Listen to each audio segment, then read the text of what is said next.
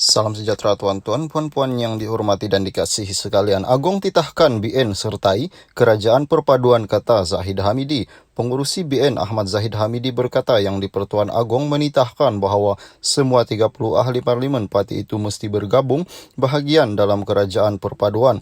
Memberitahu hal itu kepada Malaysia Kini, Ahmad Zahid berkata dia bersama dua lagi pemimpin tertinggi gabungan berkenaan menerima titah tersebut sebelum menghadap Al-Sultan Abdullah Sultan Ahmad Shah di Istana Negara pagi tadi. Ditanya mengenai sikap berkecuali BN seperti yang ditanyakan beberapa pemimpin parti itu, Ahmad Zahid menjawab tak ada, bukan itu titah tuanku, katanya. Titah tuanku ialah bentuk kerajaan bersepadu, jelasnya. Selain Ahmad Zahid, turut menghadap Agong ialah Timbalan Presiden UMNO Muhammad Hassan dan Setiausaha Agung BN Zamri Abdul Kadir. Mereka menghadap kira-kira jam 10 pagi tadi. Agong semalam menitahkan agar semua 30 ahli BN untuk menghadir ke istana untuk bertemu bual secara langsung dalam usaha baginda melantik Perdana Menteri. Bagaimanapun menurut Ahmad Zahid, sesi itu digantikan dengan pertemuan mereka bertiga saja yang menghadap Agong. Susulan titah Agong pagi tadi, Ahmad Zahid berkata titah tersebut akan dibincangkan oleh MKT. Berdasarkan surat dikeluarkan Ibu Pejabat Parti, mesyuarat MKT UMNO dijadual berlangsung pada jam 8 malam ini diikuti pertemuan Dewan Tertinggi UMNO. Salam sejahtera tuan-tuan, puan-puan yang dihormati dan dikasihi sekalian. Perbincangan khas Raja-Raja Melayu hari esok. Perbincangan khas Raja-Raja Melayu akan diadakan esok bagi yang di-Pertuan Agong Al-Sultan Abdullah Riayatuddin Al-Mustafa Bilal Shah mendapatkan pandangan Raja-Raja Melayu berhubung pembentukan kerajaan baru. Datuk Pengelola Bijaya Diraja Datuk Seri Ahmad Fadil Samsudin dalam kenyataan hari ini berkata, Seri Paduka telah menita berkenan untuk Istana Negara menganjurkan perbincangan khas Raja-Raja Melayu di Istana Negara besok. Perbincangan khas Raja-Raja Melayu ini bertujuan untuk Seri Paduka Baginda mendapatkan pandangan duli-duli yang Maha Mulia Raja-Raja Melayu bagi Baginda membuat keputusan demi kepentingan dan kesejahteraan negara dan rakyat, katanya. Ahmad Fadil berkata Seri Paduka menyeru agar seluruh rakyat dan semua pihak untuk terus beristiqomah dan bertenang sehingga proses pembentukan kerajaan baru selesai. Sesungguhnya masa depan negara tumpahnya darah kita adalah terlalu berharga dan wajar kita rencanakan dengan penuh cermat dan teliti, katanya. Ahmad Fadil berkata perbincangan khas Raja-Raja Melayu itu adalah susulan daripada sesi menghadap wakil-wakil BN dan GPS secara berasingan di Istana Negara pada 11 pagi hari ini. Sesi menghadap ketua-ketua gabungan PH dan PN telah diadakan secara berasingan pada pukul 4.30 petang semalam. Sesi menghadap ketua-ketua gabungan itu adalah susulan daripada hasil pengesahan calon-calon Perdana Menteri yang telah dimaklumkan oleh ketua parti-parti dan ketua gabungan parti-parti politik kepada Istana Negara semalam. Didapati bahawa tiada ahli Dewan Rakyat yang mendapat kepercayaan majoriti muda untuk dilantik sebagai Perdana Menteri ke-10, katanya. Menurut Ahmad Fadil, proses berkenan adalah selaras dengan perkara 43-2-E Perlembagaan Persekutuan dan bertujuan supaya yang di-Pertuan Agong membuat keputusan bagi melantik seorang ahli Dewan Rakyat yang pada hemat Seri Paduka mungkin mendapat kepercayaan majoriti ahli Dewan Rakyat sebagai puan-puan yang dihormati dan dikasihi sekalian. Lagi dengan topik yang berkaitan dengan pemilihan atau perlumbaan dua Perdana Menteri, iaitu Tan Sri Muhyiddin Yassin dan Anwar Ibrahim. Pada pagi tadi, Puad cabar Muhyiddin tunjuk jumlah sokongan. Anggota Majlis Kerja Tertinggi MKT UMNO mencabar pengurusi PN Muhyiddin Yassin untuk mendedakan senarai 115 ahli parlimen yang dikatakan menyokongnya. Mana tahu ada nama ahli parlimen dari BN. Kalau tidak berani, jangan setakat Istana Rakyat pun tidak percaya, kata Puad di Facebook hari ini.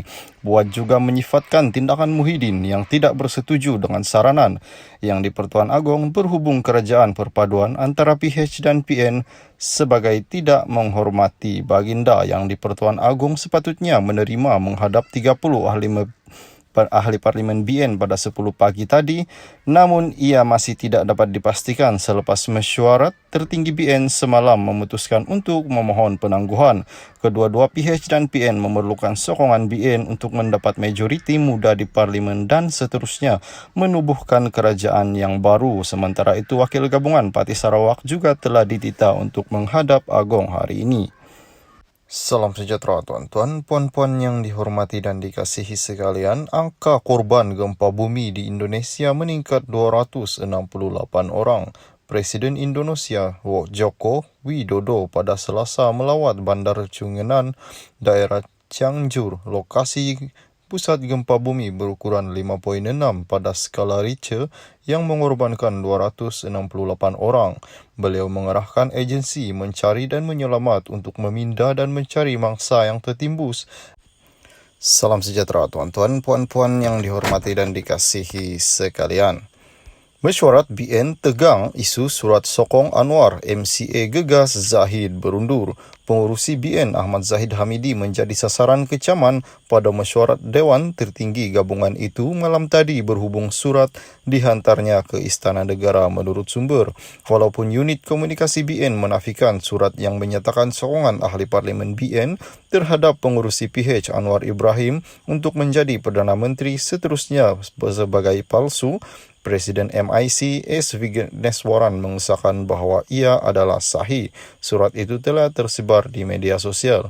Zahid mengaku menghantar surat itu selepas 10 ahli parlimen BN menarik balik sokongan mereka kepada pengurusi Perikatan Nasional Muhyiddin Yassin dan BN membuat keputusan untuk kekal berkecuali, kata Vigneswaran kepada Malaysia Kini. Dalam satu kenyataan petang ini, Setiausaha Agung MCA Chong Si Wu juga berkata bahawa surat itu adalah sahih dan berkata, dakwaan dalam surat itu benar-benar tidak selari dengan keputusan yang dibuat oleh Dewan Tertinggi BN.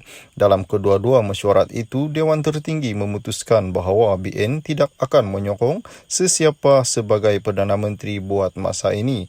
Chong berkata MCA dan BN telah menyoal Zahid mengenai perkara itu malam tadi. Pada mulanya Zahid menafikan, tetapi dia mengaku selepas itu apabila bukti dikemukakan. Zahid telah menentang keputusan kolektif Dewan Tertinggi BN dan tidak menyampaikan dengan betul resolusi BN kepada yang Salam sejahtera tuan-tuan, puan-puan yang dihormati dan dikasihi sekalian. MCA perlu cermin diri sebelum gesa Zahid berundur, kata Bung Mokhtaradin. Malaysia perlu menantikan Perdana Menteri ke-10 selepas PRU 15 menyaksikan negara buat pertama kalinya berdepan situasi parlimen tergantung. Ketua BN Sabah Bung Mokhtaradin membidas MCA selepas Setiausaha Agungnya Chong Sin Wun menggesa Ahmad Zahid Hamidi berundur sebagai pengurusi BN. Sambil menyorot rekod buruk pilihan raya MCA, Bung berkata parti komponen BN itu perlu bertanya kepada diri sendiri bagaimana ia hanya memenangi dalam 2 kawasan parlimen dalam pilihan raya baru-baru ini.